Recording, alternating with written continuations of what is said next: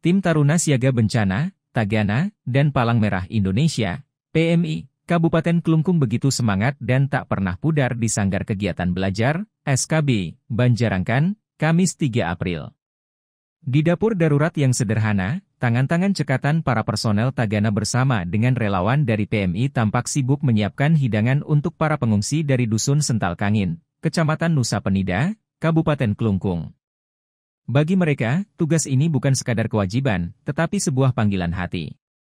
Sejak Senin 31 Maret, sebanyak 28 warga Dusun Sental Kangin, Desa Pet, Nusa Penida harus meninggalkan rumah mereka akibat ketegangan yang terjadi dengan warga setempat. Mereka kini mengungsi di SKB Banjarangkan, di mana Tagana dan PMI hadir sebagai sahabat yang memastikan kebutuhan mereka terpenuhi, baik secara fisik maupun psikis. Koordinator Tagana Klungkung, Nyoman Sujana, mengisahkan bagaimana timnya bekerja dalam 2 shift setiap hari. Sebanyak 7 personel dikerahkan pada setiap pergantian shift, memastikan makanan selalu tersedia untuk para pengungsi. Kami berusaha melayani sebagaimana layaknya saudara. Setiap hari kami memasak sekitar 21 kg beras untuk mereka, ujar Sujana. Di tengah kepulan asap dapur, tim Tagana dengan telaten menyiapkan sarapan nasi goreng yang dibungkus rapi.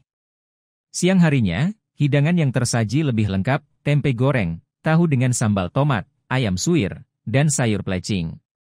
Besok, hari ini, lain lagi menunya, tetap kami upayakan berganti-ganti agar mereka tidak bosan, tutur Sujana sambil tersenyum. Berkat pelatihan memasak yang telah mereka jalani sebelumnya, tugas ini menjadi lebih ringan.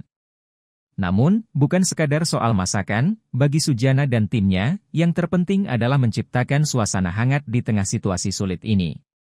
Kami juga berusaha menghibur mereka, agar ada kedekatan emosional dan tumbuh rasa empati, katanya. Setiap langkah yang diambil tim Tagana tidaklah mudah. Melepas waktu bersama keluarga, bekerja tanpa kenal lelah, semua dilakukan demi kemanusiaan. Namun, melihat para pengungsi menikmati makanan dengan tenang dan tersenyum, bagi mereka itu sudah cukup sebagai balasan. Kalau bahan makanan, semuanya didistribusikan oleh Dinas Sosial. Keperluan lainnya juga dibantu Dinas Pendidikan, ungkap Sujana. Meski demikian, ia menyadari para pengungsi tetap merasa belum nyaman. Mereka ingin pulang, kembali ke kehidupan mereka yang normal, tambahnya. Di sekitar lokasi pengungsian, aparat kepolisian dan petugas Satuan Polisi Pamong Praja, Satpol PP, berjaga, sementara pegawai dari dinas terkait turut memantau kondisi. Semua pihak berharap situasi segera membaik, sehingga para pengungsi bisa kembali ke rumah mereka dengan damai. Sebelumnya Kapolsek Nusa Penida, Kompol Ida Bagus Putra Sumerta menjelaskan kejadian kekisruhan di Banjar Sental Kangin Nusa Penida. Hal ini disampaikan saat rapat koordinasi terbatas, Rakortas, yang dilaksanakan Senin 31 Maret untuk menyikapi konflik sosial tersebut. Konflik sosial di Banjar Sental Kangin sudah cukup lama terjadi, dipicu sengketa pemanfaatan tanah negara seluas 7 ar di pinggir pantai Sental Kangin antara pihak warga Banjar Adat Sental Kangin dengan 8 kepala keluarga, KK, warga setempat yang dikenakan sanksi adat Kasepekang dan Kanorayang. Di tanah negara tersebut telah berdiri usaha beach club milik kelompok Kasepekang. Namun lahan tersebut juga akan disertifikatkan oleh pihak adat untuk kepentingan desa adat. Kelompok warga Kasepekang merasa keberatan dan menggugat pihak adat karena melakukan permohonan penyertifikatan lahan tersebut. Gugatan itu membuat pihak adat sampai mengeluarkan sanksi adat berupa Kanorayang terhadap kelompok warga tersebut. Kasus ini sampai bergulir di Pengadilan Semarapura. Beberapa kali mediasi telah dilakukan untuk mencapai kesepakatan, namun tidak ada titik temu karena adanya perbedaan pandangan antara hukum adat dan hukum formal, jelas Kompol Sumerta, Senin 31 Maret.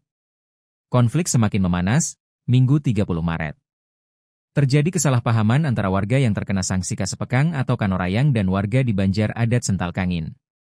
Berawal saat perayaan Nyepi, ketika seorang warga yang dikenakan sanksi Kasepekang menyalakan lampu yang dianggap tidak menghormati adat setempat. Lalu keesokan harinya, Minggu 30 Maret seorang warga Kasepekang melewati pos kamling dan menimbulkan ketersinggungan warga karena membawa motor sambil menaikkan kaki. Ia sempat disoraki warga dan saat pulang anaknya datang menanyakan hal itu yang sempat terjadi adu mulut. Insiden ini berujung pada pertikaian yang melibatkan banyak pihak, termasuk ibu-ibu dan anak-anak sehingga situasi menjadi tidak kondusif. Tidak ada terjadi pemukulan, hanya dorong-dorongan saja. Kami amankan warga Kanorayang karena sudah tidak kondusif. Tidak ada unsur paksaan di dalamnya, hanya penyelamatan, Kami lakukan bersama dan Ramil Nusa Penida, jelasnya.